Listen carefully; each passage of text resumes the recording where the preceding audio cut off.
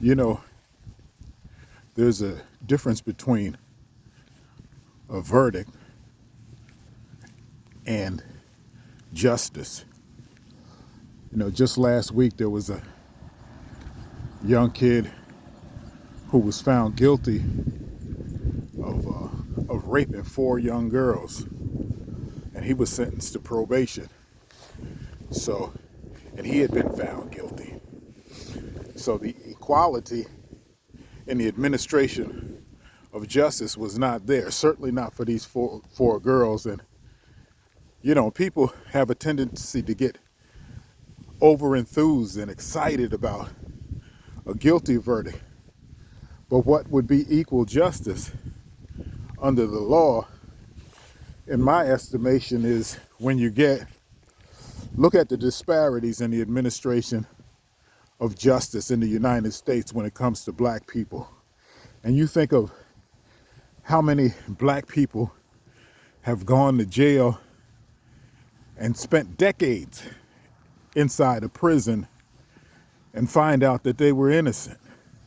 You can't give anybody back decades of life, decades of time. You can't give anybody a minute back. So when you look at the McMichaels and Johnson down there in Georgia, down there in Brunswick, and you're happy about them being found guilty, but then you think about what would be equal justice. You walked down the street, or you drove down the street, you chased the man down the street in a truck and killed him. You took his life. What would be equal justice in the way that would be administered if the quote unquote victim was white and 3 black men did that to him?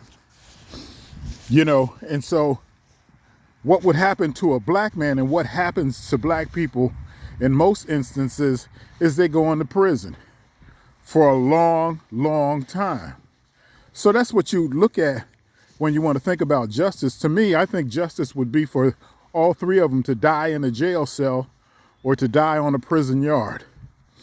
That would be equal justice.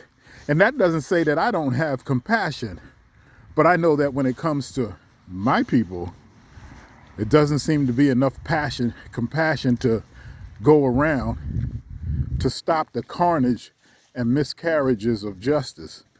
I'm just saying, Anyway, that's my little rant for today. Happy Thanksgiving. Peace.